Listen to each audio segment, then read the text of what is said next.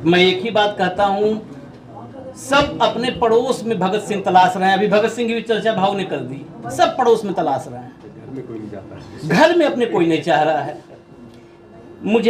मैं एक पदयात्रा किया 3-4 साल पहले। ये अनुभव इसलिए बता रहा हूं कि आप सोचते हैं कि जब आपके पीछे भीड़ इकट्ठी हो जाए तब आप लड़ने निकलो।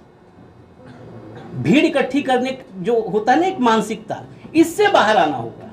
मैंने ऐसे सोचा, एक पत्रकार को थप्पड़ मारा था उन्नाव में।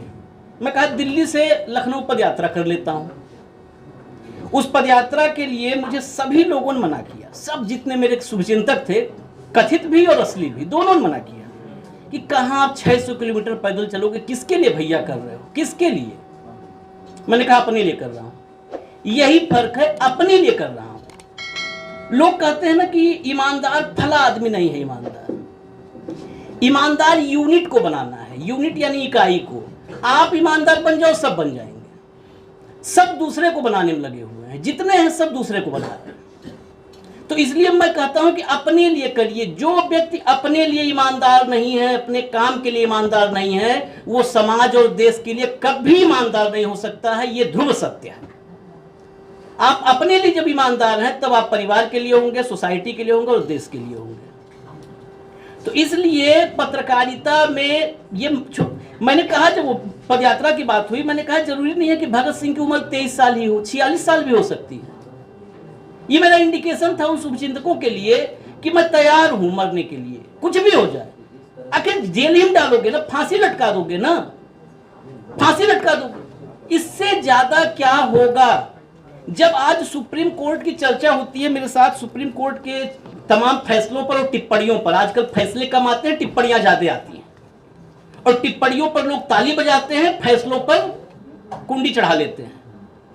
ये टिप्पणियों और फैसलों के बीच का जो गैप है, ये बहुत बड़ा गैप है।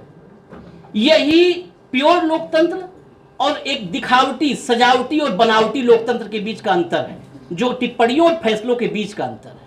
उस अंतर को समझना होगा। मेरे साथ मलिक साहब बैठते हैं, थोड़ा कठोर टाइप की चर्चा हो जाती है। जनरली बहुत सारे ऐसे पत्रकार साथी हैं जो उन चर्चाओं से दूरी बनाते हैं, कहते नहीं वो आप करो सर, उसमें हमको नहीं बैठा, वो थोड़ा सा फंसने वाला है, कंटेम्प्ट हो जाएगा, जेल जाना पड़ेगा। हम कहते हैं ठीक है भाई, जेल जाना पड़े, डाल दो जेल में। ये जेल वाला डर ये निकालना होगा।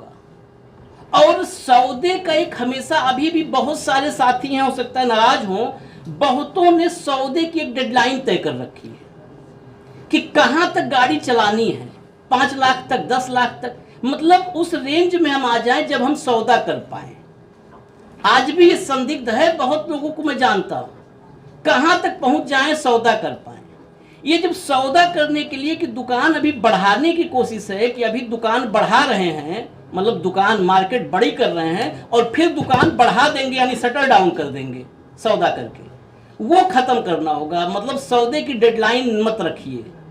रही बात लड़ाई की, वकील अधिवक्ताओं की सबसे बड़ी भूमिका रही है भारत की आज़ादी के आंदोलन में, सबसे बड़ी भूमिका रही है। अगर आज की तारीख में पत्रकारिता और वकालत, पत्रकार और अधिवक्ता, बिल्कुल सही बात है, पत्रकार पत्रकार होता है, न ईमानदार न बेईमान होता है। बेईमान है तो दलाल हो गया, फिर पत्रकार रहा कहाँ।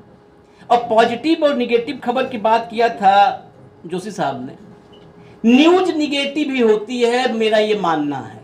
पॉजिटिव जो है वो सब विज्ञापन है। न्यूज निगेटिव ही होगी। न्यूज की मूल प्रवृत्ति, जो आत्मा है ना, वो निगेटिव होती है, क्योंकि न्यूज सवाल करता है।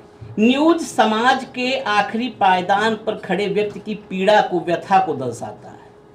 और लोकतंत्र में, जिस लोकतंत्र की हम बात कर रहे हैं, उस लोकतंत्र में जो ऊपर बैठा राजा है, झोले खाली झोले वाला राजा, उस राजा को, उस राजा के पास जो सबसे नीचे आदमी खड़ा है, उसका संदेश, उसके मन की व्यथा पहुंचाने का एक ही माध्यम है, वो पत्रकारिता है।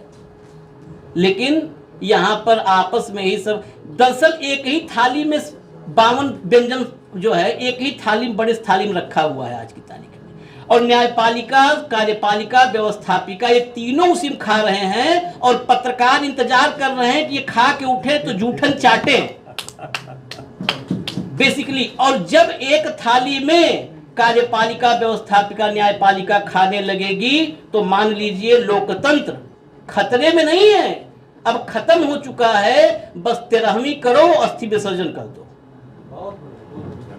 ये तीनों खा रहे हैं एक थाली में, और पत्रकारिता जूठन का इंतजार कर रही है। आप सोच लीजिए, जूठन का इंतजार कर रही है, बस वही जूठन चाहिए। हमने 3 दिन पहले कहा था, आखिर यही कह के कर रहा हूं, अंत जो है अपनी बाणी कहने तो हम लोग का काम ही है, दिन भर बोले तो खत्म नहीं होता है। 3 दिन पहले चर्चा में ही भाव के साथ मैंने बोल दिया था, आज उसको रिपीट कर दे रहा हूं। मार्च महीने में कुछ हम लोग प्रबंध करने में लगे हैं, पत्रकारिता की 13वीं का आयोजन करेंगे हम इसी दिल्ली में।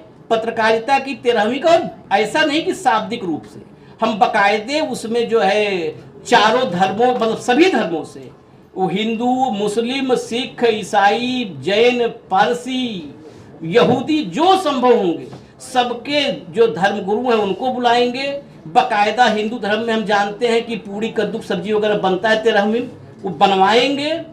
न्योता इस देश के राष्ट्रपति, महामहिम राष्ट्रपति से लेकर के और सबको भेजेंगे, और सारे मीडिया हाउसेज के मालिकों को भेजूंगा। सारे रीजनल चैनलों में कई चैनलों संभाला हूं, तो उन सबको, सबकी दशा दुर्दशा दोनों जान रहा हूं, सबको भेजेंगे टॉप टू बॉटम।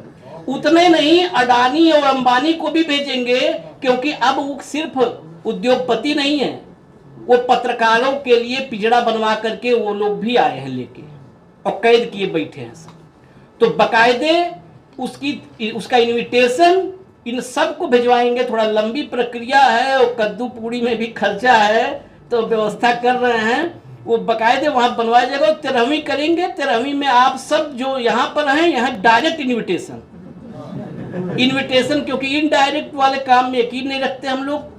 जो भी है पत्रकारिता से लेकर के सारा जीवन सब डायरेक्ट है, इनडायरेक्ट नहीं, मध्यस्थता नहीं। तो आप सबको सीधा इन्विटेशन है, बाकी सबको जो जिनको बताए उनको भी सीधा इन्विटेशन भेजेंगे। अब देखते हैं उस 13वीं के बाद आत्मा को शांति मिल जाएगी, ले जाकर के फिर एक बार अगले कुंभ में नहला देंगे, मोक्ष प्राप्त हो जाएगा।